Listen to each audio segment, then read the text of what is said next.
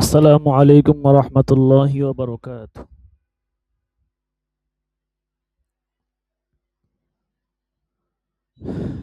জি, আশা করি ভালো আছেন।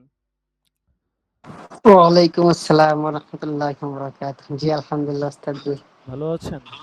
জি, আলহামদুলিল্লাহ। আপনি ভালো আছেন? এই তো আলহামদুলিল্লাহ, আল্লাহ তাআলা ভালোই রেখেছেন। আচ্ছা। তো দেখেন, সবক শুরু করে দেই। অনেকে লেট করে আসে। আগে আসলে আগে শুরু করা যায়। আমরা সূরা ফাতিহার ব্যাখ্যা পড়তেছিলাম, তাফসীর পড়তেছিলাম। প্রত্যেকটা আয়াতের কিছু আ প্রয়োজনীয় আ ব্যাখ্যা বিশ্লেষণ সহ তাফসীর পড়তেছিলাম। প্রথম ৩ টা আয়াত পড়েছি। আজকে হচ্ছে ৪ নাম্বার আয়াত। ওদের মুফতি আবু সাঈদ সাহেব হুজুরের ওখানে নেটের সমস্যা, কারেন্ট আসে না, চলে যায় বারবার। ফোন দিয়া বলল। যাই হোক, এখন আমরা তো আর ক্লাস বন্ধ করতে পারি না।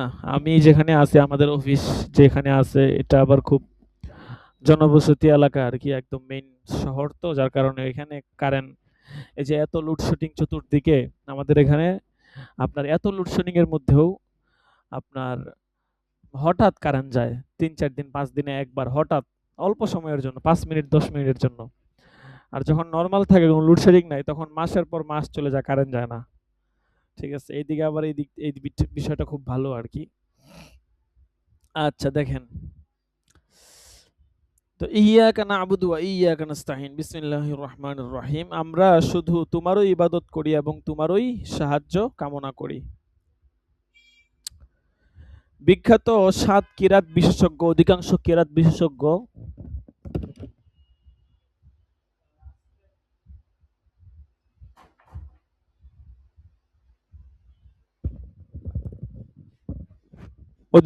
কেরাত বিশেষজ্ঞ ইয়াকা শব্দের ইয়াকে তাসদীদ সহকারে পড়েছেন।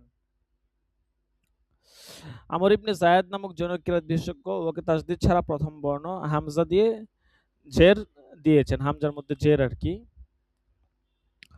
অধিকাংশ নির্ভরযোগ্য কেরাত বিশেষজ্ঞের কেরাতের বিরুদ্ধে বিধায় আমর ইবনে যায়েদের উক্ত কেরাত প্রত্যাখ্যানযোগ্য বটে। ইয়াকা এটাই হচ্ছে আপনার বিশুদ্ধ কেরাত আরকি, ঠিক আছে? অনেকেই হিয়াকা পড়েছেন, ঠিক আছে? আলিফ ছাড়া অনেকে আবার হামজা দিয়ে ইয়াকা পড়েছেন। এক রকম কেরাত আছে। হিয়াকা অনেকে পড়েন। ফাহিয়াকা ওয়াল আমরুল্লাযী আনতা রাহাবতা মাওয়ারিদাহু দাকাত আলাইকা মাসাদিরাহু। সাবধান, কোন কার্যের প্রবেশ পথ সুগম হইলেও যদি উহার নিষ্ক্রমণ পথ দুর্গম হয়, তা হইতে দূরে থাকিও। আচ্ছা। আল ইবাদা শব্দের ব্যুৎপত্তি অর্থ হলো নিচতা, নত হওয়া। যেমন তরিকুল মাঈদ অর্থ পদদলিত রাস্তা, বাঈরে মাঈদ পরিত্যক্ত উট। আচ্ছা দেখেন, এটা বিভিন্ন শব্দের তাহকিক বলতেছে। জনৈক বিজ্ঞ ব্যক্তি বলেছেন যে ইয়াকা না'বুদু ওয়া ইয়াকা নাস্তাঈন হচ্ছে সূরা ফাতিহার মূল তথ্য। ইয়াকা বলে বান্দা সকল শিরিক বর্জন করে এবং নাস্তাঈন বলে বান্দা নিজস্ব ক্ষমতা এবং যোগ্যতাকে যথেষ্ট না ভেবে নিজেকে আল্লাহর কাছে কি করে? সপর্দ করে। কাজেই এই শিক্ষা আমরা এই আয়াত থেকে পাই। আল্লাহ তাআলা পবিত্র কোরআনে বিভিন্ন জায়গাতে বলেছেন, যেটা এই আয়াতের ব্যাখ্যাকে সমর্থন করে। যেমন ফা'বুদহু ওয়া তাওয়াক্কাল আলাইহি ওয়া মা রাব্বুকা বিগাফিলিন আম্মা তা'মালুন। আরেক আয়াতে আছে কুল হুয়ার রহমানু আমান্না বিহি ওয়া আলাইহি তাওয়াক্কালনা। বলো তিনি রহমান, আমরা তার উপর ঈমান আনিয়াছি এবং তার উপরেই আমরা ভরসা করিয়াছি। অন্যত্র আল্লাহ তাআলা বলেন রব্বুল মাশরিকি ওয়াল মাগরিবি লা ইলাহা ইল্লা হুয়া ফাত্তাখিযহু ওয়াকিলা। এরকম কোরআনে একাধিক আয়াত রয়েছে। ইমাম মুসলিম একটা হাদিস বর্ণনা করেন যে আল্লাহ তাআলা বলেন, আমি আমার ও আমার বান্দাদের মধ্যে সালাত মানে ফাতিহাকে আধা-আধি ভাগ করে দিয়েছি। তার মধ্যে বান্দা যা চায় তা পাবে। বান্দা যখন বলে আলহামদুলিল্লাহি রাব্বিল আলামিন, আল্লাহ তখন বলেন আমার বান্দা আমার প্রশংসা করছে। সে যখন বলে আর রহমানির রহিম, আল্লাহ তখন বলেন আমার বান্দা আমার গুণ বর্ণনা করছে। সে যখন বলে মালিক ইয়াউমিদ্দিন, আল্লাহ তখন বলেন আমার বান্দা আমার মাহাত্ম্য বর্ণনা করছে। সে যখন বলে ইয়াকা না'বুদু ওয়া ইয়াকা নাস্তাঈন, আল্লাহ তখন বলেন এটা আমার এবং আমার বান্দাদের মধ্যে বিভক্ত রয়েছে। আমার বান্দা সে যা চাবে তাই সে পাবে। যখন সে বলে ইহদিনাস সিরাতাল মুস্তাকিম সিরাতাল লাযিনা আন'আমতা আলাইহিম গায়রিল মাগদুবি আলাইহিম ওয়ালাদ-দাল্লিন, তখন আল্লাহ পাক বলেন এটা আমার বান্দার প্রাপ্য অংশ, সে যা চেয়েছে সে তাই পাবে। আচ্ছা, তো এরকম বিভিন্ন রেওয়ায়াত আছে সূরা ফাতিহার ফজিলত সম্পর্কে। কাতাদাহ বলেছেন যে আয়াতটিতে আল্লাহ তাআলা তারও ইবাদত করিতে এবং সকল কাজে তারই সাহায্য কামনা করতে স্বীয় বান্দাগণের প্রতি আদেশ করেছেন।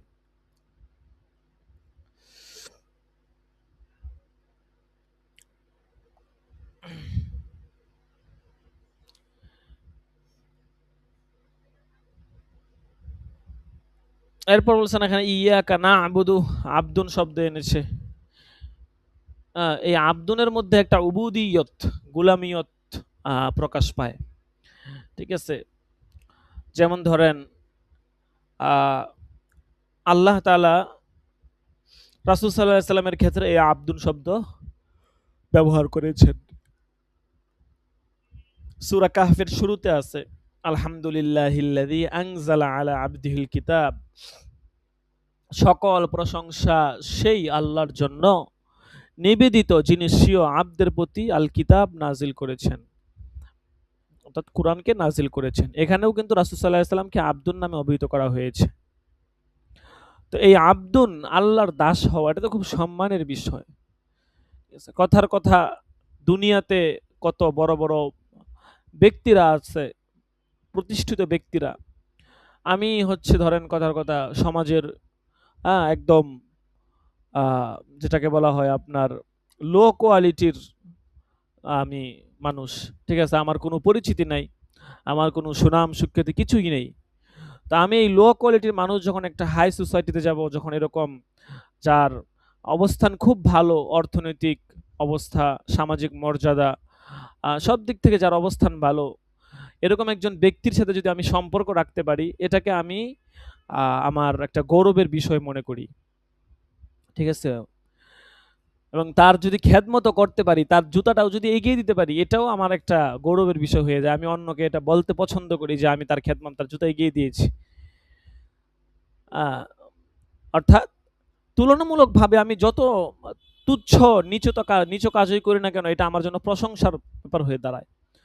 সেই ব্যাপারটা হচ্ছে আল্লাহ তাআলার ক্ষেত্রে, যে আল্লাহ তাআলা যখন তার একজন বান্দার জন্য আবদুন শব্দ প্রয়োগ করেন, তখন এটা অনেক সম্মানের বিষয়। আল্লাহ তাআলা যিনি হচ্ছেন আমাদের সৃষ্টিকর্তা, যার উপরে কোনো কর্তৃত্বকারী নেই, তিনি সবকিছুর মালিক, সবকিছুর ত্রাণকর্তা, তিনি যখন কারোর জন্য তার একটা সৃষ্টির জন্য, নগণ্য তুচ্ছ সৃষ্টির জন্য যখন আবদুন শব্দ ব্যবহার করেন, তখন এটা ওই সৃষ্টির জন্য অনেক সম্মানের বিষয় হয়ে দাঁড়ায়। আমিও আল্লাহর একজন দাস হতে চাই, যদি আল্লাহ কবুল করে।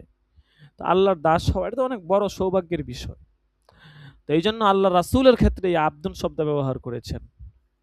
এই জন্য সূরা ফাতিহাতেও ইয়াকা না'বুদু, এই আবদুন থেকে, আবদুন বলা দ্বারা এই দিকে ইঙ্গিত করা হয়েছে। কোরআনের বিভিন্ন জায়গায় আছে সুবহানাল্লাযী আসরা বিআবদিহি। ঠিক আছে, আচ্ছা, এরপর আরো এখানে অনেক ঘটনা আছে, ঠিক আছে, অনেক ব্যাখ্যা আছে, আপনারা দেখে নিয়েন। ঠিক আছে,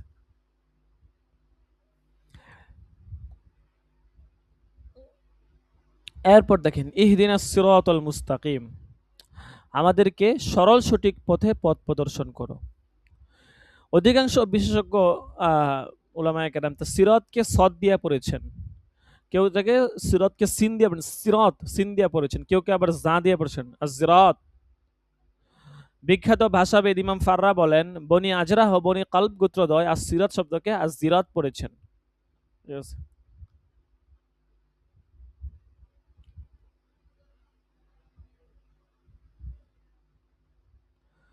তো প্রার্থনার সর্বোত্তম পদ্ধতি হচ্ছে প্রার্থনাকারী স্বীয় প্রার্থনা আল্লাহ তাআলার নিকট পেশ করার পূর্বে তার প্রশংসা বর্ণনা করবে। উদ্ধৃতির প্রার্থনা অন্য যে কোনো পদ্ধতি হতে উত্তম এবং তা মঞ্জুর লাভের সম্ভাবনা বেশি। তাই আল্লাহ তাআলা বান্দাকে উক্ত পদ্ধতিতে প্রার্থনা করতে শিক্ষা দিয়েছেন যে কিভাবে প্রার্থনা করবে। ইয়াকা না'বুদু ওয়া ইয়াকা নাস্তাঈন ইহদিনাস সিরাতাল মুস্তাকিম। তো আগে প্রথমে আল্লাহ তাআলা যার কাছে আপনি কিছু চাইবেন, অবশ্যই দুনিয়ার বিচারেই দেখেন, দেখা গেছে মানুষ কারো কাছ থেকে কিছু যদি আশা রাখে, সেই ক্ষেত্রে কিন্তু তার প্রশংসা করে, ভালো মন্দ সত্য মিথ্যা যাই হোক, তার প্রশংসা করে, যেটাকে আপনার বিভিন্ন ভাষায় ব্যক্ত করা হয় আর কি। ঠিক আছে? তো এখন মানুষ তো মানুষের প্রশংসা সত্য মিথ্যা করে, কিন্তু আল্লাহ তাআলার যা প্রশংসা সেটা তো কখনো মিথ্যা হতে পারে না। তো আল্লাহ তাআলা এখানে কিভাবে তার নিকট প্রার্থনা করতে হবে সেটা শিক্ষা দিয়েছেন, যে প্রথমে আল্লাহ তাআলার প্রশংসা এভাবে করতে হবে, প্রশংসা করার পর তার নিকট যেতে হবে। এভাবে প্রার্থনা করলে এটা কবুল হওয়ার সম্ভাবনা বেশি। তারপর সে নিজের এবং মুমিন ভাইদের জন্য তার নিকট দোয়া করবে। এভাবে আল্লাহ তাআলা আমাদেরকে শিক্ষা দিয়েছেন।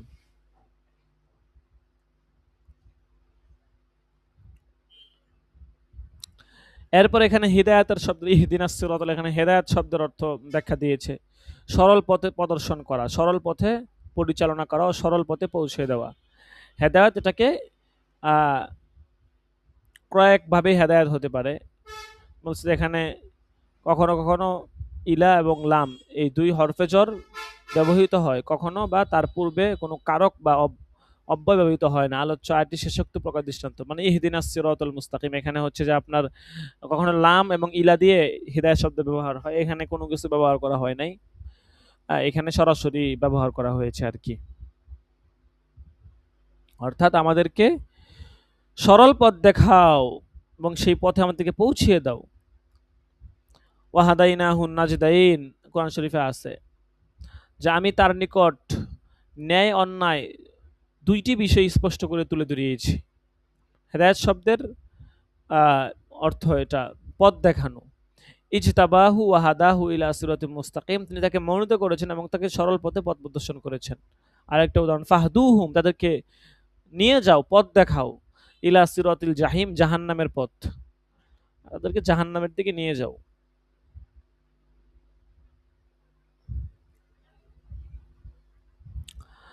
আচ্ছা, তারপর দেখেন সিরাত শব্দকে রূপকভাবে কথা, কার্য, গুণ, অবস্থা ইত্যাদি অর্থ করতে হয়ে থাকে। বক্র কথা, কার্য, গুণ বা অবস্থা বোঝানোর জন্য আরবরা উক্ত শব্দের আল মুআওয়াজ মানে হচ্ছে বক্র বিশেষণ প্রয়োগ করে। সিরাতুল মুস্তাকিম সরল পথ, কার্য, গুণ বা অবস্থা। সিরাতুল মুআওয়াজ মানে হচ্ছে বক্র কথা, কার্য, গুণ বা অবস্থা। তাফসীরকারকগণ বিভিন্ন রূপে সিরাতুল মুস্তাকিম এই তাৎপর্য ব্যাখ্যা করেছেন। এই ব্যাপারে তাদের শব্দ প্রয়োগের ভিন্নতা থাকলেও তাৎপর্য একই দাঁড়ায়। অর্থাৎ সকলের কথার তাৎপর্য হচ্ছে এই সিরাতুল মুস্তাকিম হচ্ছে আল্লাহ তাআলা এবং তার রাসূলের আনুগত্যের পথ। এটা হচ্ছে সকলের কথার সার নির্যাস। একদল মুফাসসিরিনে কেরাম বলেন সিরাতুল মুস্তাকিম দ্বারা আল্লাহর কিতাব উদ্দেশ্য। ঠিক আছে, হাদিসে এটা আছে, আবু হাতিম এই হাদিসটা বর্ণনা করেন, নবী করিম সাল্লাল্লাহু আলাইহি ওয়াসাল্লাম বলেছেন আস-সিরাতুল মুস্তাকিম দ্বারা আল্লাহর কিতাব উদ্দেশ্য।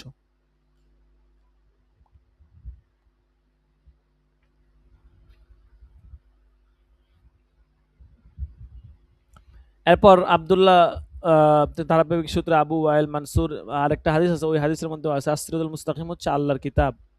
আরেকদল তাফসীর বলেন সিরাতুল মুস্তাকিম হচ্ছে ইসলাম, কিতাব না, কিতাবুল্লাহ না। সিরাতুল মুস্তাকিম দ্বারা উদ্দেশ্য হচ্ছে ইসলাম, দ্বীনুল ইসলাম। হযরত ইবনে আব্বাস হতে যাহহাক বর্ণনা করেন হযরত জিবরাইল আলাইহিস সালাম নবী করিম সাল্লাল্লাহু আলাইহি ওয়াসাল্লামকে বললেন, হে মুহাম্মদ আপনি বলুন as-সিরাতুল মুস্তাকিম তা হচ্ছে আল্লাহর দ্বীন, এতে কোনো বক্রতা নেই। তো আলোচ্য আয়াতের ব্যাখ্যা ইবনে আব্বাস ধারাবাহিকভাবে আবু মালিক, আবু সালেহ এবং ইসমাইল ইবনে আব্দুর রহমান আস-সুদ্দিউল কবির উপরোক্ত হাদিস বর্ণনা করেন। আব্দুল্লাহ ইবনে মাসউদ সহ একদল সাহাবায়ে কেরাম তারা বর্ণনা করেন যে আস-সিরাতুল মুস্তাকিম হচ্ছে ইসলাম। তাহলে বোঝা গেল আস-সিরাতুল মুস্তাকিম দ্বারা কিতাবুল্লাহ এবং হচ্ছে ইসলাম, এই দুইটাই বোঝানো হয়ে থাকে। এক এক দলে এক এক রওয়ায়াত করেন। আবার আরেকটা রওয়ায়াত আছে, সেটা জাবির ইবনে আব্দুল্লাহ থেকে, জাবির ইবনে আব্দুল্লাহ মুহাম্মদ ইবনে মুহাম্মদ উকাইল বর্ণনা করেন। জাবির রাদিয়াল্লাহু আনহু আব্দুল্লাহ ইবনে মুহাম্মদ উকাইল থেকে বর্ণনা করেন যে আস-সিরাতুল মুস্তাকিম হচ্ছে ইসলাম, অর্থাৎ যেটা আসমান এবং জমিনের মধ্যবর্তী হইতে প্রশস্ত, এরকম একটা প্রশস্ত স্থান বা ইসলাম উদ্দেশ্য আর কি। আচ্ছা, একাধিক ব্যাখ্যা দিয়েছে, এগুলো একটু দেখে নেবেন আপনারা।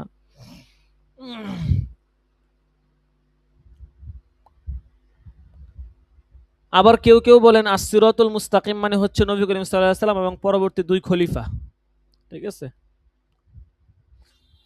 তো এক বর্ণনাকারী বলেন আমরা আবুল আলিয়ার এই ব্যাখ্যা হযরত হাসান বসরির নিকট উল্লেখ করলাম, যারা সিরাতুল মুস্তাকিমের ব্যাখ্যা দিয়েছেন নবী করিম সাল্লাল্লাহু আলাইহি সাল্লাম এবং পরবর্তী দুই খলিফা। তো তখন আসিম আবুল আলিয়ার এই ব্যাখ্যা যখন হাসান বসরির নিকট পেশ করা হয়, তখন হাসান বসরি রাহমাতুল্লাহ আলাইহি তিনি বলেছেন যে আলিয়া ঠিকই বলেছে। তার মানে এখানে অনেকগুলো ব্যাখ্যা পাওয়া গেল। হযরত আব্দুল্লাহ বলেছেন যে সিরাতুল মুস্তাকিম হচ্ছে নবী মুহাম্মদ সাল্লাল্লাহু আলাইহি ওয়াসাল্লাম প্রদর্শিত পথ। জাফর ইবনে জারির বলেন আমার নিকট ইহদিনাস সিরাতুল মুস্তাকিমের অধিকতর গ্রহণযোগ্য তাৎপর্য হচ্ছে এই যে হে প্রভু, তোমার অনুগ্রহপ্রাপ্ত দানে ধন্য বান্দাদের জন্য তুমি যেসব কথা ও কাজ পছন্দ অমানিত করিয়া তাহাদিগকে উহা করার তৌফিক দান করেছো, আমাদেরকে তাহার উপর দৃঢ় অবিচল থাকার তৌফিক দান করো। উনি এই সিরাতুল মুস্তাকিমে এই ব্যাখ্যা দিয়েছেন, অর্থাৎ নবীগণ, সিদ্দিকগণ, শহীদগণ সহ অন্যান্য নেককার বান্দারা যেই নিয়ামতের উপর ভূষিত ছিলেন, তারা যেই নিয়ামত লাভ করেছেন, সেই নিয়ামত সমূহকেই সিরাতুল মুস্তাকিম বলা হয়েছে।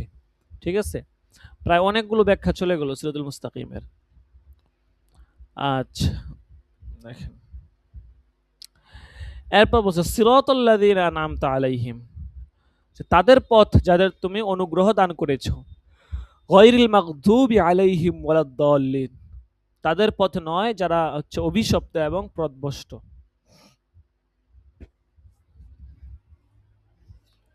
ইতিপূর্বে আমরা হাদিসে পড়েছি যে বান্দা যখন বলে ইহদিনাস সিরাতাল মুস্তাকিম পড়ে যখন বলে, তখন আল্লাহ তাআলা বলেন এটা আমার বান্দার অংশ এবং আমার বান্দা যা চায় তাই পাবে।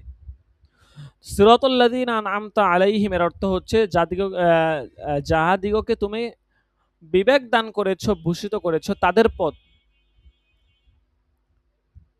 ওটা আসসিরাতুল মুস্তাকিমের ব্যাখ্যা। কারণ ব্যাকরণ শাস্ত্রবিদদের মতে আসসিরাতুল মুস্তাকিম এর বদল হচ্ছে আনআমতা আলাইহিম, সিরাতাল্লাযীনা আনআমতা আলাইহিম এটা হচ্ছে বদল, আর সিরাতুল মুস্তাকিম হচ্ছে মুবদাল মিনহু।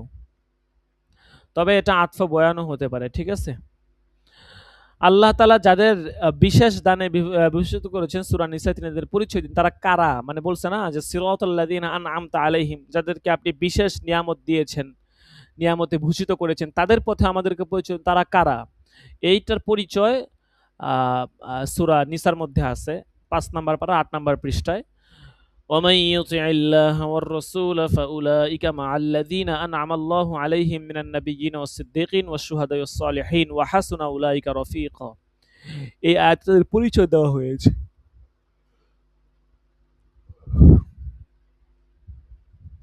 ইবনে আব্বাস থেকে যাহাক বর্ণনা করেন যে সিরাতুল্লাযীনা আনআমতা আলাইহিম এর তাৎপর্য হচ্ছে যে তোমার দাসত্ব এবং আনুগত্যর দানে যাদেরকে তুমি ধন্য করেছো, যাদেরকে তুমি তোমার দাসত্ব করার, তুমি তোমার আনুগত্য করার তৌফিক দিয়েছো, তারাই হচ্ছেন এখানে আনআমতা আলাইহিম দ্বারা উদ্দেশ্য। তারা কারা? তারা হচ্ছেন ফেরেশতারা, নবিকুল, সিদ্দিক এবং নেককার বান্দা যারা আছেন।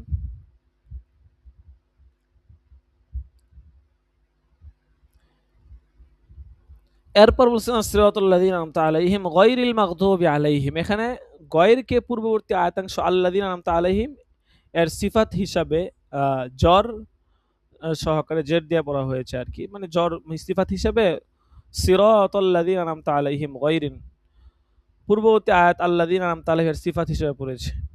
আল্লামা জমখশরী বলেন কেউ কেউ এটাকে পূর্ববর্তী আয়াতের আলাইহিম শব্দের অন্তর্গত যে জমির আছে ওই জমির থেকে হাল হিসাবে নসব সহকারে পড়েছেন, অনেকে গয়র পড়েছেন, গয়রুল মাগদুবি আলাইহিম পড়েছেন। ঠিক আছে,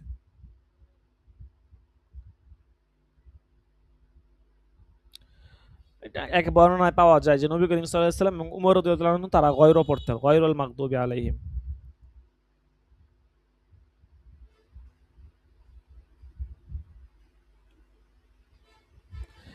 এরপর বলতেছি আয়াতের মধ্যে আল মাগদুবি আলাইহিম এর পূর্বে যে গায়ের শব্দটি যুক্ত হয়েছে এটা দলিনের পূর্বেও ওহারির সমর্থক লা শব্দ প্রযুক্ত হয়েছে, অর্থাৎ এখানে আপনার আদ-দল্লিন আল মাগদুবি আলাইহিম এটা এক শ্রেণী নয়, বরং দুইটা হচ্ছে পৃথক পৃথক ভিন্ন শ্রেণী। আর এই পৃথকতা বোঝানোর জন্যই এখানে লা আনা হয়েছে, গায়রিল মাগদুবি আলাইহিম ওয়ালাদ-দল্লিন। প্রথমে আনছে গয়ের শব্দ, এখানেও কিন্তু মাগদুবকে পৃথক করা হয়েছে গয়ের এনে, তারপরে দল্লিন এখানে আবার শুরুতে লা আনা হয়েছে।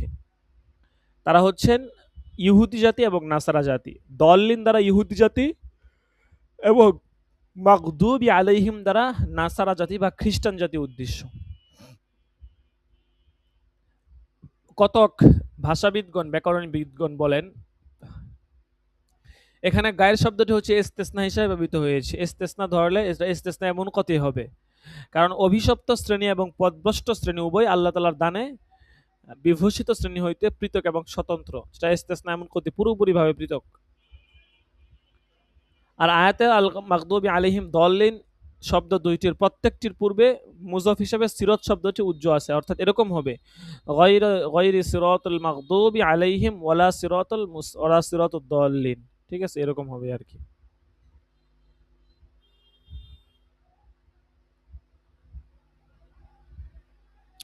আবার অনেকেই বলেন লা এখানে এটা অতিরিক্ত, এটার কোনো অর্থ নেই।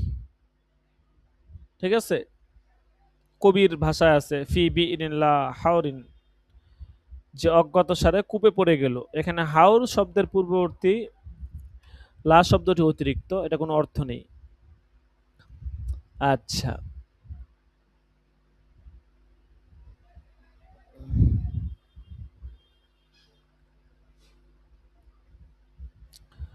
একটা বর্ণনা আছে হযরত উমর রাদিয়াল্লাহু তাআলা আনহু গায়রিল মাগদুবি আলাইহিম ওয়া গায়রিদ দল্লিন এরকম পড়তেন। আর সূত্রটা অনেকে শুদ্ধ বলেছেন। ঠিক আছে, তো তাদের ব্যাখ্যা হিসাবে বলা হয় যে তিনি এটা পড়তেন মূলত আয়াতের ব্যাখ্যা হিসাবে, মূল আয়াত হিসাবে না। ঠিক আছে, আজ যাই হোক, তো যারা এটা প্রমাণ করার চেষ্টা করছেন যে লা এটা অতিরিক্ত, এটা এখানে অতিরিক্ত না, অতিরিক্ত অর্থ হিসাবে আসে নাই, নফির জন্য আসছে।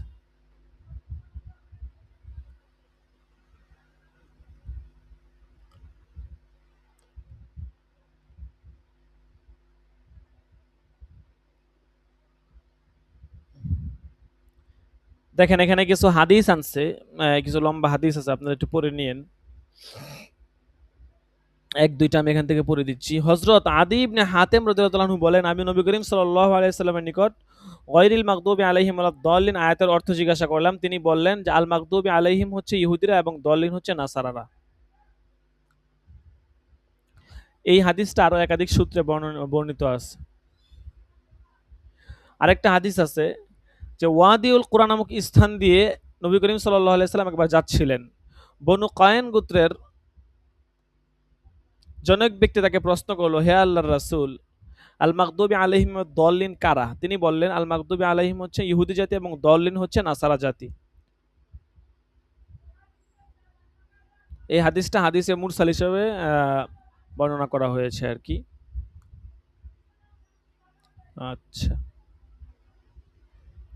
হযরত ইবনে আব্বাস হতে যথাক্রমে আবু মালিক, আবু সালেহ, আবু সুদ্দিয়া এবং হযরত ইবনে মাসউদ সহ একদল সাহাবী হতে যথাক্রমে মুবাররা, হামদানি ও সুদ্দি বর্ণনা করেন। উল্লেখিত সাহাবীগণ বলেন যে আল মাগদুবি আলাইহিম এটা হচ্ছে ইহুদি জাতি এবং দল্লিন হচ্ছে নাসারা জাতি। আচ্ছা, এটা বিভিন্ন একাধিক সূত্রে এটা প্রমাণ করা হচ্ছে আর কি, যে দল্লিন দ্বারা কারা উদ্দেশ্য, মাগদুবি আলাইহিম দ্বারা কারা উদ্দেশ্য। আচ্ছা, এখানে একটা কথা লেখছে যে দল্লিন এবং জাল্লিন সমস্যা, লেখছে কি আরবি দদ এবং জ বর্ণের মধ্যকার উচ্চারণগত ব্যবধান খুবই সামান্য। ওদের উচ্চারণ স্থান পরস্পর কাছাকাছি অবস্থিত। দদের উচ্চারণ স্থান হচ্ছে জিহ্বার 3 দিকের প্রান্তভাগ এবং তৎসন্নিহিত দন্তমূল। পক্ষান্তরে জ্বর উচ্চারণ হচ্ছে জিহ্বার অগ্রভাগ এবং উপরস্থ মাড়ির সম্মুখভাগের দন্তদ্বয়ের অগ্রভাগ। তদুপরি বর্ণদ্বয় উভয় হরুফে মুতবাকা, হুরুফুল মাজহুরা, হুরুফুর রুখওয়া শ্রেণীর অন্তর্ভুক্ত। উপরোক্ত কারণে উহার উচ্চারণগত পার্থক্য নিরূপণ করা এবং তদনুযায়ী ওদের সঠিক উচ্চারণ করা সাধারণ মানুষের পক্ষে বেশ কষ্টকর। তাই একদল ফকিহ অভিমত প্রকাশ করিয়াছেন যে উক্ত বর্ণদ্বয়ের একটি উচ্চারণ স্থানে অপরটি উচ্চারণ করা আল্লাহ তাআলার নিকট ক্ষমাযোগ্য বলে বিবেচিত হবে। উক্ত মত সঠিক এবং আল্লাহ ভালো জানেন। আচ্ছা, যাই হোক, একটা সুন্দর কথা আমরা আজকে এখান থেকে পেলাম। সেটা হচ্ছে যে অনেকে দেখবেন যারা কোরআন শুদ্ধ পড়তে পারে না, ঠিক আছে, দেখা গেছে বাংলা কোরআন পড়ে অনেকেই। বাংলাটা পড়া তো আসলে কোনোভাবেই হয় না। চেষ্টা করতে হবে যেন আহ, চেষ্টা করতে হবে যেন আরবিটা শুদ্ধভাবে পড়া যায়। চেষ্টা ফিকির চালিয়ে যেতে হবে। তো যারা কোরআন শুদ্ধ পড়তে পারে না, তারা অনেক অনেক ক্ষেত্রে ভুল করে, বিশেষ করে দদ এবং হচ্ছে য, এই ক্ষেত্রে তারা বেশি ভুল করে থাকে। গয়রিল মাগদুবি আলাইহিম ওয়ালাদ-দাল্লিন ওয়াজ-যাল্লিন, যাল্লিন দাল্লিন, এটা উচ্চারণ করা তাদের অনেকের অনেকের জন্য কষ্টকর হয়ে যায়। তো অনেক উলামায়ে কেরাম থেকে, ফকিহ থেকে রেওয়ায়াত পাওয়া যায় যে যেহেতু এই হরফটা উচ্চারণ করা একটু কষ্টকর, ঠিক আছে, এজন্য অনেকেই এটা বলেন যে চেষ্টা করবে, তবে যদি ভুলভাল উচ্চারণ করে আশা করা যায় আল্লাহ তাআলা ক্ষমা করে দিবেন। তবে এর জন্য অবশ্য চেষ্টা করতে হবে, ঠিক আছে? চেষ্টা না করলে তো হবে না, চেষ্টা করতে হবে যেন সঠিক উচ্চারণটা করা যায় আর কি। চেষ্টা না করলে হবে না। আচ্ছা, এজন্য যাদের কোরআন শুদ্ধ না, ঠিক আছে, আমাদের এই তাফসিরের দরজটা হচ্ছে ব্যাপক। অদূর ভবিষ্যতে ইনশাল্লাহ আমরা ব্যাপকভাবে এটার এমন কিছু শিক্ষার্থীদেরকেও পড়াবো যাদেরকে আমরা সনদ সার্টিফিকেট দিব না। একাডেমিক ভাবে যারা হচ্ছে যে আপনার দাওরা ইফতা পর্যন্ত পড়েছেন, দাওরা বিশেষ করে দাওরা শেষ করেছেন, তাদেরকে সার্টিফিকেট দেওয়া হবে। আর যারা দাওরা পড়েন নাই তাদেরকে আমরা ওইভাবে সার্টিফিকেট দিব না আর কি। আমাদের বিভিন্ন ক্লাসে এরকম শিক্ষার্থী আছে, এমনিতেই পড়ে আর কি, ঠিক আছে। সবাই তো আর সার্টিফিকেটের জন্য পড়ে না, এক একজনে এক এক উদ্দেশ্য নিয়ে পড়ে, ঠিক আছে, এক একজনের এক এক মাকসাদ থাকে। যাই হোক, তো যেটা বলতেছিলাম, তো বিশেষ করে আমরা এই শীটগুলো এভাবেই সাজিয়েছি যেন সকলেই বুঝতে পারে, পড়তে পারে। তো যারা এরকম ভাবে আপনার কোরআন একটু কম পড়তে পারে, তাদের জন্য উচিত হচ্ছে কোরআন শুদ্ধ করার জন্য চেষ্টা করা, লেগে থাকা। চেষ্টা না করলে তো আর আল্লাহ তাআলা মাফ করে দিবেন এই আশা করা যায় না। চেষ্টা করতে হবে, এরপর আল্লাহ হয়তো আশা করা যায় আল্লাহ তাআলা মাফ করে দিবেন। আচ্ছা, এটা ছিল তাফসীরুল কোরআনের 5 নাম্বার সবক। আর আজকে হবে এজাজুল কোরআনের কত নাম্বার সবক হবে আজকে? এজাজুল কোরআন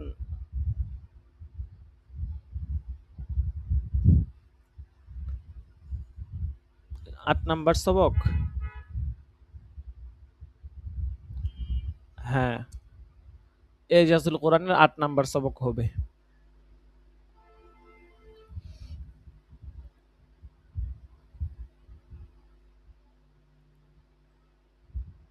মিশকাত জামাত।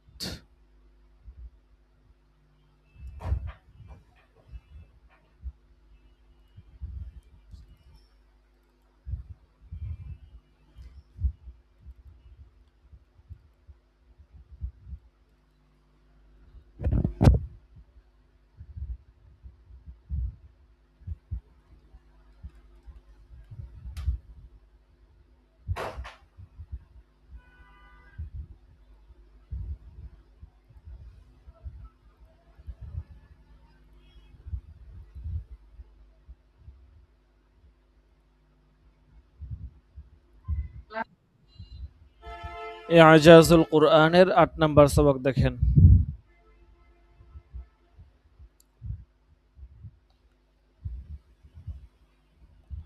গত ক্লাসে আমরা 7 নাম্বার সবকটা পড়েছিলাম, লম্বা সবক, ঠিক আছে, অনেক লম্বা। এখন এজাজুল কোরআনের সবকগুলা আশা করি এখন সংক্ষেপিত হয়ে যাবে। আমরা প্রায় গত ক্লাসে একটা সবকই পড়ছিলাম, অনেক লম্বা টাইম লাগছে। আপনারা মাশাআল্লাহ সকলে মনোযোগ দিয়ে ধরছেন।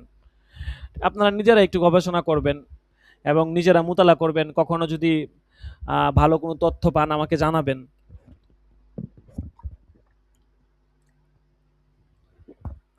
বলবেন যে হুজুর এই বিষয়টা এখান থেকে পেয়েছি, এই বিষয়টা খুব গুরুত্বপূর্ণ বা সুন্দর মনে হচ্ছে।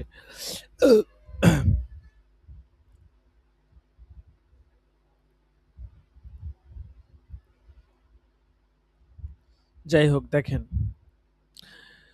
কোরআন আমরা সকলে ইনশাল্লাহ মিলেমিশে পড়বো, বুঝবো, ঠিক আছে। আপনি পড়ছেন তার মানে এই না যে আপনি কিছুই পারেন না। আর আমি পড়াচ্ছি তার মানে এই না যে আমি সব পারি। ঠিক আছে? অবশ্যই আপনিও কম বেশি অনেক কিছুই পারেন। আপনার যেগুলো জানা আছে হয়তো এগুলো আমার জানা নেই। আবার আমার যেগুলো জানা আছে এগুলো আপনার জানা নেই। দেখেন, এজাজুল কোরআনের ৮ নাম্বার সবক। সূরা কাহাফ এবং ঘুমিয়ে থাকা গুহাবাসী। সূরা কাহাফে একদল যুবকের কথা বলা হয়েছে যাদেরকে মহান আল্লাহ ঘুম পাড়িয়ে রেখেছিলেন। তাদের বর্ণনা দিতে গিয়ে সূরা আল কাহাফের ১১ নম্বর আয়াতে বলা হয়েছে, তখন আমি কয়েক বছরের জন্য গুহায় তাদের কানের উপর পর্দা ফেলে দেই। ফাদরাবনা আলা আযানিহিম ফিল কাহফি সিনিনা আদাদা। তখন আমি কয়েক বছরের জন্য গুহায় তাদের কানের উপর পর্দা ফেলে দিই। সূরা কাহাফ ১১ নম্বর আয়াত। প্রশ্ন হচ্ছে, আয়াতে কানে ঘুমের পর্দা ফেলে দেওয়ার কথা মহান আল্লাহ কেন বললেন? এভাবে বললেই তো হতো যে আমি তাদেরকে ঘুম পাড়িয়ে রাখলাম। আসলে কোরআনের মধ্যে লুকিয়ে আছে অসংখ্য বৈজ্ঞানিক আর বিস্ময়কর তথ্য, যা আমাদেরকে মানতে বাধ্য করে যে কোরআন আসলে মানুষের কোনো বাণী নয়। আমরা যদি ঘুম আর ঘুম থেকে ওঠার মেকানিজম দেখি তাহলে দেখব আমাদের মস্তিষ্কের যেই কি লিখছে রিটি কালার অ্যাক্টিভিশন সিস্টেম নামক, যাকে সংক্ষেপে আর এস বা জটিল নার্ভের যে নেটওয়ার্ক বলা হয়েছে, যা আমাদের ঘুম আর জাগ্রত অবস্থাকে নিয়ন্ত্রণ করে। এই আরএএস এর অন্যতম প্রধান কাজ হচ্ছে পারিপার্শ্বিক যেমন শব্দ, যেমন ধরেন আলো, শব্দ, আলো ইত্যাদির দ্বারা প্রভাবিত হয়ে ইলেকট্রিক ওয়েভের মাধ্যমে ব্রেইনের অ্যাক্টিভিটিকে বাড়িয়ে দেওয়া, যার ফলে আমরা ঘুম থেকে জেগে উঠতে পারি। মানে এইটা হচ্ছে যে একটা নার্ভ, যেটা আরএএস, এটার একটা কাজ হচ্ছে সেটা পারিপার্শ্বিক যেই অবস্থা আছে, সিম্বল থাকে, সেগুলোকে তারা মানে হচ্ছে যে আপনার প্রভাবিত করবে। যেমন ধরেন আলো অথবা শব্দ হচ্ছে অথবা এরকম কিছুতে এইটাকে আপনার একটা প্রক্রিয়াকরণের মাধ্যমে এটার অ্যাক্টিভিটি ব্রেনে এটার অ্যাক্টিভিটি বাড়িয়ে দিবে, যার ফলে মানুষ ঘুম থেকে সহজে উঠে যাবে। এখানে এটার একটা চিত্র দেওয়া হয়েছে, ঠিক আছে? আপনারা যারা পারেন এটা নিয়ে আরো তাহকিক করবেন, এটা দেখবেন, ঠিক আছে? বর্তমানে তো চ্যাট জিবিটি আছে, চ্যাট জিবিটির মাধ্যমে আপনারা এগুলো তাহকিক করবেন, অনেক তথ্য পাবেন।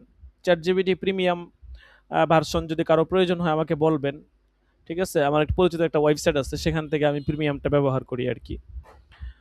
শেয়ারেড অ্যাকাউন্ট যেটা, ওইটা একদম প্রিমিয়ামটা তো অনেক হাই কোয়ালিটি, রেট অনেক বেশি, এটা তো ব্যবহার করা সম্ভব না।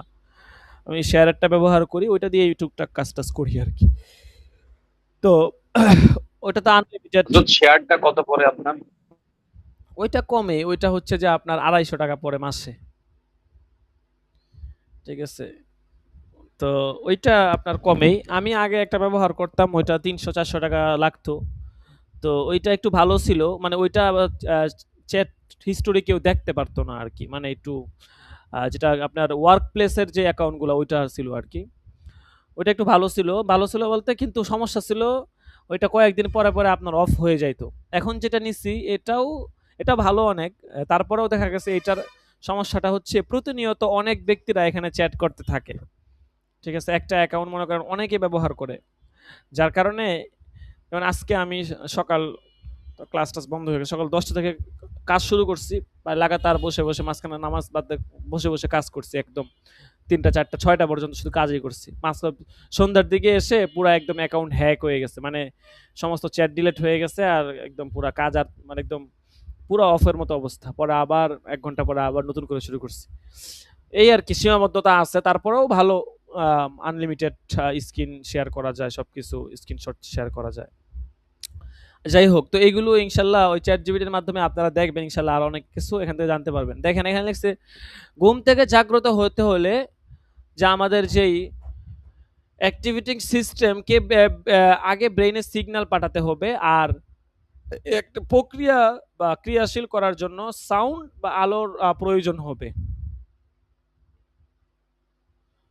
তো এই রিটিকুলার অ্যাক্টিভিটিং সিস্টেম বা আঘাত বা স্ট্রোকের কারণে মারাত্মক ক্ষতিগ্রস্ত হলে মানুষ কোমায় চলে যায়, অজ্ঞান হয়ে যায় আর কি, এবং পারিপার্শ্বিক কোনো স্টিমুলাস দিলেও তাকে আর জাগ্রত করা সম্ভব হয় না। সূরা কাহাফে বর্ণিত যুবকেরা গুহার মধ্যে লুকিয়ে ছিল, তাই আমরা ধরে নিতে পারি যে সেখানে যথেষ্ট পরিমাণ আলো ছিল না যাদেরকে জাগিয়ে দিতে পারে। মহান আল্লাহ তাদের কানের উপরে নিদ্রার পর্দা ফেলে দিয়েছিলেন, ফলে তারা কানেও কোনো শব্দ শুনতে পাচ্ছিল না। আর তাদের যেই রেটিকুলার অ্যাক্টিভেটিং সিস্টেমকে উত্তেজিত করার জন্য কোনো শব্দ বা আলো কোনো কিছু উপস্থিতি গুহার মধ্যে ছিল না, ফলে গুহাবাসীর দীর্ঘ সময় ধরে প্রায় অচেতন অবস্থায় থাকতে পেরেছিল। এখানে মূল বিস্ময়কর বিষয়টি হচ্ছে ঘুম ভাঙার জন্য শব্দের উপস্থিতির প্রয়োজনীয়তার দিকে আকর্ষণ করা হয়েছে।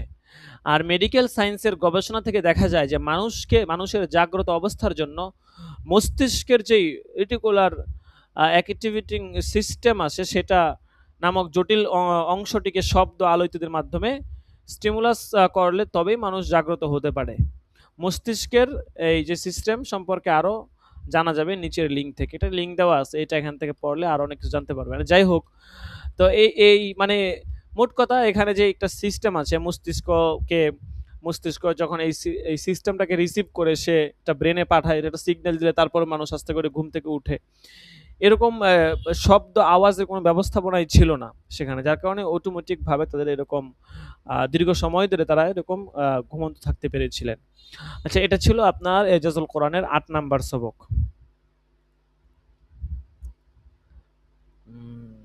আচ্ছা, আপনাদেরকে সবকটা দিয়ে দিচ্ছি। আজকে বেশিক্ষণ ক্লাস করাবো না। এজাজুল কোরআন ৮ নাম্বার।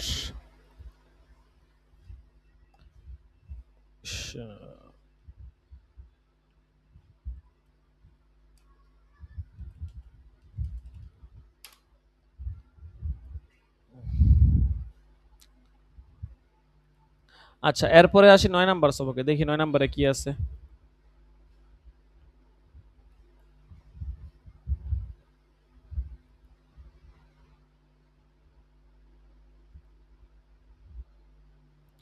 এটাও সংক্ষিপ্ত, ঠিক আছে, মাত্র ১ পৃষ্ঠা।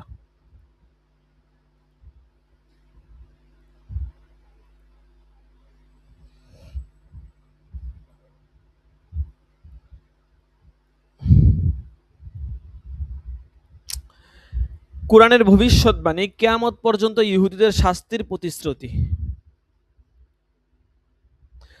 পবিত্র কোরআনে ইহুদি জাতির কথা আলোচনা করতে গিয়ে তাদের অবাধ্যতার কারণে কিয়ামত পর্যন্ত শাস্তি দেওয়া হবে একটা প্রতিশ্রুতি দেওয়া হয়েছে।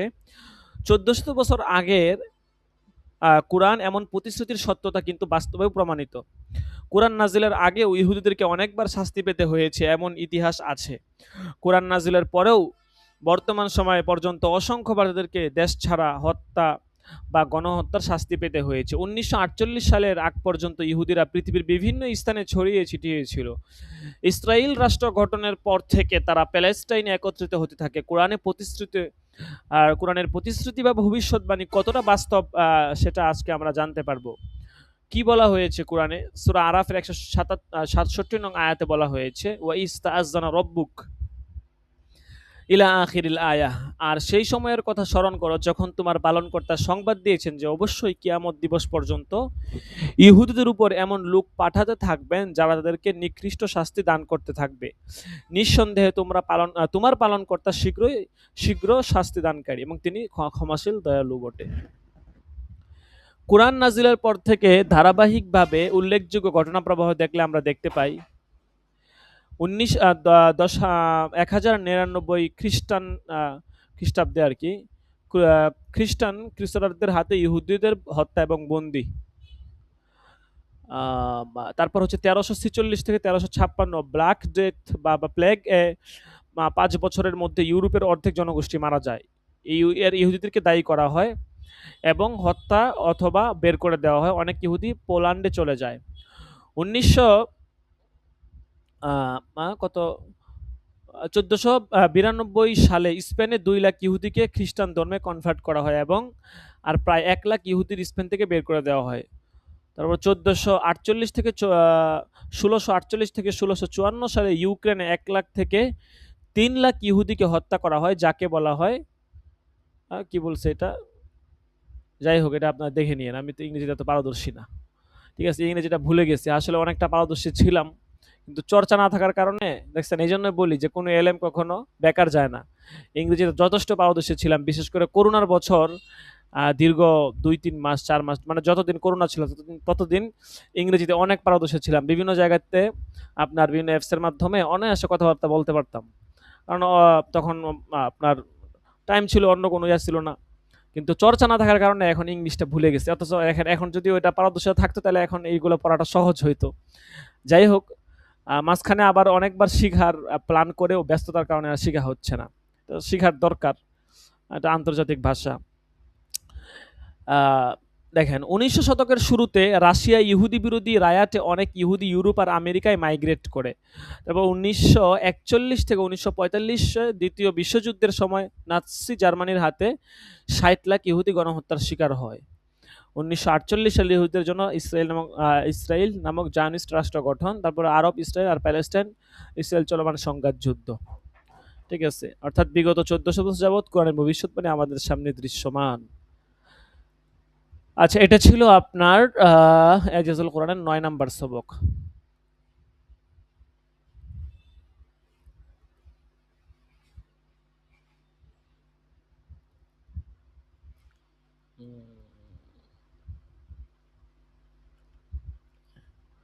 কোন শিক্ষাই কখনো বেকার যায় না, বুঝতে পেরেছেন? শিক্ষা জীবনে শিখে রাখলে কাজে দেয়। ঠিক আছে, কম বেশ যেই শিক্ষাগুলো কখনো শিখেছি, কল্পনাতেও ছিল না যে এগুলো কখনো কাজে লাগতে পারে, কিন্তু এখন কর্মজীবনে এসে মনে হচ্ছে ওই শিক্ষাগুলো আসলে বেকার ছিল না। তো এই জন্য কোনো শিক্ষা জ্ঞান অর্জন কখনো এটা বেকার যায় না। আপনার জীবনে চলতে ফিরতে গেলে কখন কোন জ্ঞানের প্রয়োজন হয় এটা বলা যায় না। এজন্য শিখতে কোনো কৃপণতা নাই, কখনো কৃপণতা করব না, শিখবো, অস্পষ্টতা থাকলে জানবো, শিখবো। আচ্ছা, আজকে এটা দেখেন, এরপরে দেখেন, আচ্ছা এটা তো চলে গেছে। ১০ নাম্বার সবকটা দেখেন, এজাজুল কোরআন ১০ নাম্বার সবক, এটা বলে শেষ করে দিব। দেখেন, ওদের ওয়েবসাইটে আমরা কিছু কাজ করতেছি, কিছু আপডেট আসতেছে ইনশাল্লাহ, চমৎকার কিছু আপডেট আমরা নিয়ে আসতেছি। কাজগুলো শেষ হলে আশা করি এটা আপনাদের জন্য সব দিক থেকে ইনশাল্লাহ ভালো হবে। কাজগুলো শেষ হলে ইনশাল্লাহ আপডেট জানানো হবে। দেখেন, এজাজুল কোরআনের ১০ নাম্বার সবক।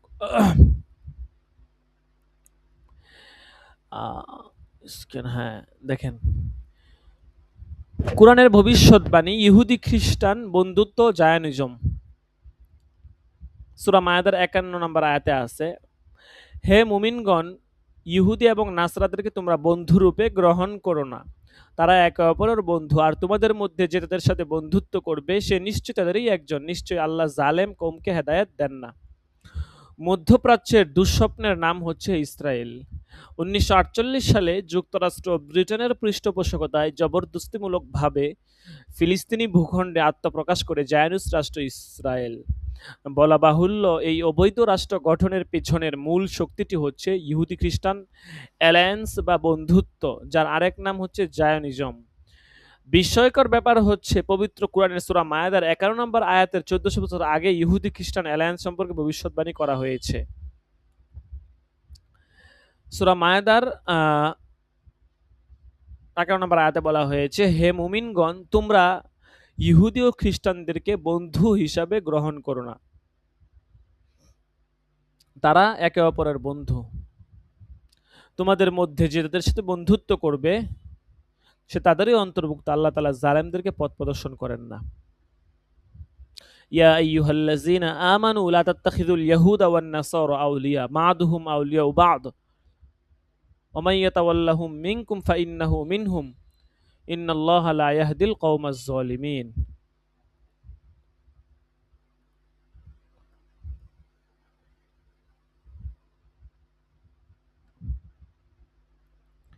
কুরআন ১৪০০ বছর আগে ইহুদি খ্রিস্টান জোট তথা জায়নিস্ট মুভমেন্ট সম্পর্কে সতর্ক করা হয়েছে। ঠিক আছে,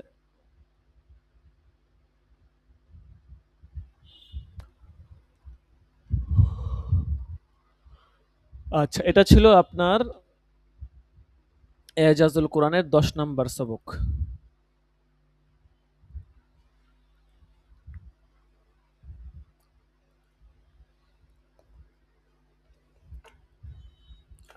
সবকটা শেয়ার করে দেই।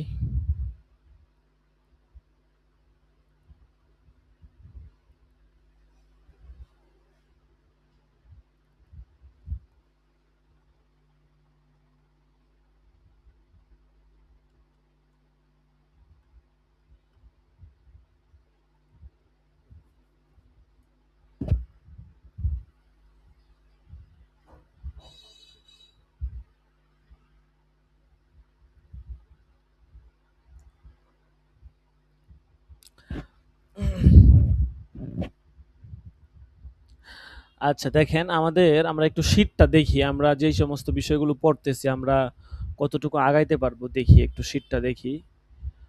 তাফসীর বিভাগ, দরজ শীট, পিডিএফ, সেমিস্টার ভিত্তিক।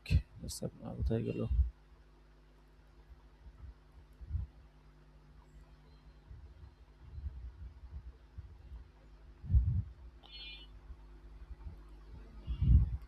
তারিখুত তাফসীর ওয়া আরকানুল ইসলাম, 25টা সবক।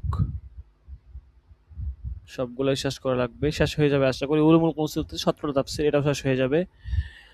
তাফসীরুল কোরআনিল আযীম 10টা, এটাও শেষ হয়ে যাবে। অলরেডি 5টা পড়ে ফেলছি। বিষয়ভিত্তিক আলোচনা, এটা তো আর পড়ার বিষয় না, এটা শুধু আর কি হচ্ছে আপনার লেখনী আর কি।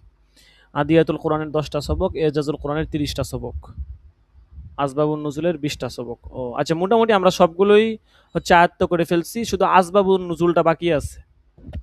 আচ্ছা, আমরা ওই আদিয়াতুল কোরআন তো মনে হয় শেষ হয়ে গেছে, তাই না? হ্যাঁ, জি। জি, জি, আদিয়াতুল কোরআন শেষ হয়ে গেছে। তো যেহেতু আদিয়াতুল কোরআন শেষ হয়ে গেছে, তো আমরা হচ্ছে যে আপনার আগামী সবক থেকে আসবাবুন নুজুলের যে শীটটা আছে ওইটা পড়বো। আমি শীটটা একটু আপনাদেরকে দেখাই। প্রথম বছর তো আমরা আসলে মানে আপনার গেইন করতে পারতেছি না যে আসলে কতটুকু হতে পারে, কিভাবে কতটুকু হতে পারে, তাড়াহুড়া লেগে যাচ্ছে কিনা, আবার নাকি ঠিকমতো হচ্ছে, সময়ে কুলাবে কিনা, ইত্যাদি বিষয়গুলো, আশঙ্কাগুলো থেকে যাচ্ছে আর কি। আস্তে আস্তে ইনশাল্লাহ সবকিছুই ঠিক হয়ে যাবে, আপডেট হয়ে যাবে। আচ্ছা দেখেন এখানে আরে কি হইলো আবার? ও,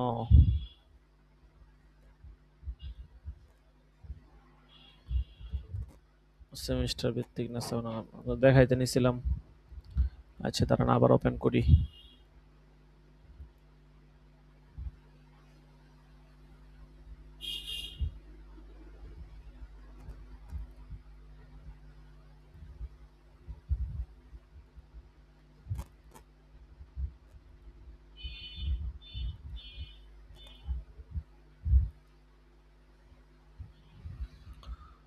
আল্লাহু আকবার।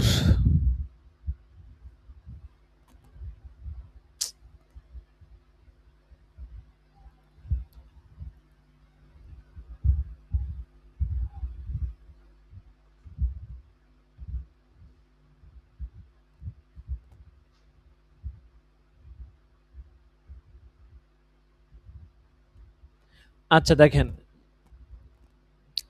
তারিখুত তাফসির ওয়া আরকানুল ইসলাম, এটা আমরা পড়তেছি, মোটামুটি অনেকগুলো পড়ে ফেলছি।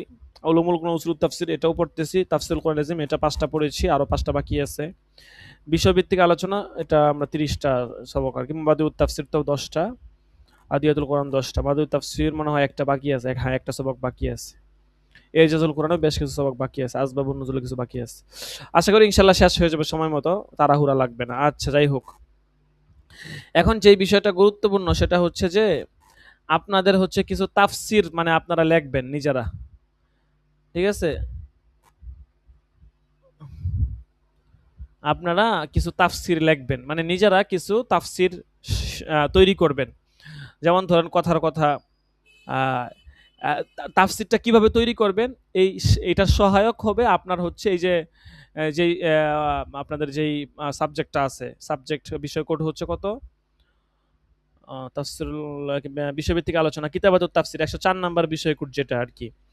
এইটার আঙ্গিকে এখানে যে সবকগুলো আছে এই সবকগুলোর আঙ্গিকে কিছু তাফসির আপনারা নিজেরা তৈরি করবেন।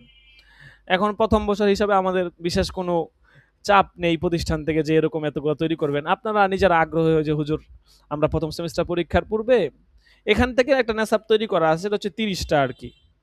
আমাদের মোট 80টা সবক থাকবে, মানে এই কিতাবাতুত তাফসিরের উপরে মোট সবক হচ্ছে 80টা। 80টা নাকি 100টা জানি, 80টাই মনে হয়। হ্যাঁ হ্যাঁ 80টাই।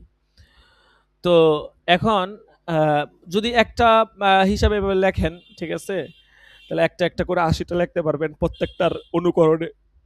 মানে এটাকে সামনে রাখবেন, অনুকরণ করবেন কিন্তু নিজ থেকে লিখবেন, নিজে তাহকিক করে নিজে যেটা বুঝছেন ওটা লিখবেন। কিতাব দেখা উঠাই দিলে তো আর হইল না, ঠিক আছে? এখানে যে পয়েন্টগুলো আছে আমি আপনাদেরকে দেখায় দিব ইনশাল্লাহ, আগামী আরেকটা সবকে আপনাদেরকে দেখায় দিব। আপনারা এখন একটু কানে দিয়ে দিলাম, ঠিক আছে? আগামী সবকে একদম প্র্যাকটিক্যালি দেখায় দিব কিভাবে লিখতে পারেন, ঠিক আছে, কি কি বিষয়কে সামনে রাখতে পারেন। ঠিক আছে, কি কি বিষয় আসতে পারে, মৌলিক কিছু পয়েন্টকে সামনে রেখে নিজেদের মতো করে একটা আলোচনা সাজাইলেন আর কি। এতে করে দেখা গেছে যখন আপনি কোথাও আলোচনা করবেন বা কোথাও আপনি হচ্ছে যে বয়ান দিবেন, তখন আপনার জন্য এটা সহায়ক হবে। আর এই আলোচনাগুলো আপনি এমনভাবে তৈরি করেন যেন এগুলো আপনার কর্মজীবনের একটা পাথেয় হয়ে যায়। আপনি এগুলো সংরক্ষণ করে রাখবেন। কোথাও যদি আল্লাহ তাআলা আপনাকে হয়তো অনেকেই ইমামের দায়িত্বে আছেন হয়তো, আমার জানা নেই। তো যদি কখনো দায়িত্বে না থাকেন বা যদি কখনো আল্লাহ তাআলা আপনাকে ওই স্থানে পৌঁছায়, তো দেখা গেছে এই সবকগুলো, এই তাফসিরগুলো যেগুলো আপনি তৈরি করেছেন আপনার কাজে লাগবে। ঠিক আছে? তো ওই মন মানসিকতা নিয়ে আশা করি ইনশাআল্লাহ যদি আমরা লেখি ফায়দা হবে। তো আজকে আর বিস্তারিত দেখাইলাম না। ঠিক আছে? আজকে এতটুকুই থাকলো। ইনশাআল্লাহ পরবর্তী আরেকটা সবকে আপনাদেরকে দেখাইয়া দিব। এখন একটু মাথায় রাখেন যে কিছু আপনাদেরকে লিখতে হবে। এখান থেকে আমাদের নেজাম করা আছে ৩০ টা। ঠিক আছে? এখন আপনারা যদি ৩০ টা লিখতে সম্মত হন তো ৩০ টা লিখবেন, কোনো সমস্যা নেই। আর যদি বলেন হুজুর ৩০ টা একটু কঠিন হয়ে যাবে, একটু কমায়া দিলে ১৫ টা বা ২০ টা হতে পারে, তাইলে সেটা আপনাদের ইচ্ছা, কোনো সমস্যা নেই।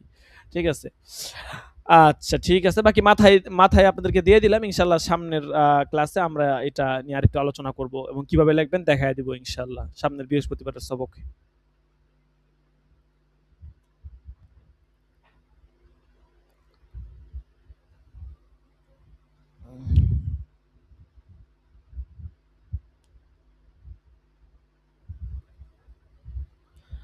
আচ্ছা দেখেন, আশরাফুল হক আছে নাই?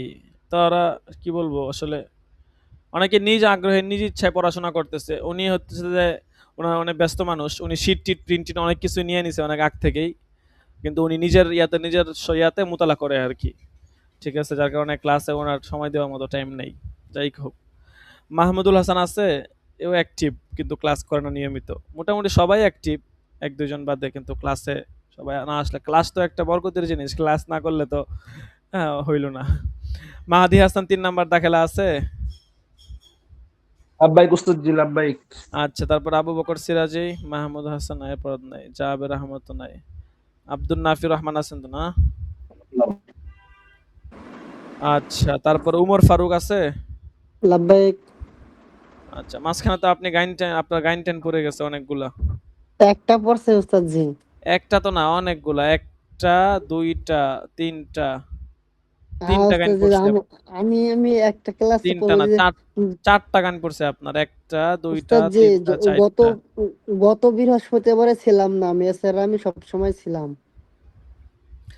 আপনি তো হাজিরা দিতে হবে। আপনিও আপনার যারা নিয়মিত থাকে না তাহলে আমি ওদেরকে ক্লাস দেখেন। করছি উস্তাদ এই যে জি। মাহাদি হাসান আর আব্দুল নাফি, ওনাদের তো কোনো গাইন নাই। ওনাদের তো পুরা হাজিরা আছে। তো আপনি থাকলে আপনার গাইন থাকবে কিভাবে?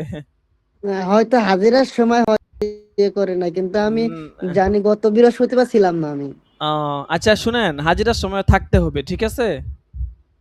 বুঝতে জি পারছেন? জি হ্যাঁ, হ্যাঁ, হাজিরার সময় থাকতে হবে। আচ্ছা এটা আমরা দেখব না কি করা যায়। কিন্তু আপনি সামনে থেকে হাজিরার সময় থাকবেন। যদি হাজিরার সময় না থাকেন তাইলে কিন্তু আপনার গাইন পড়ে যাবে।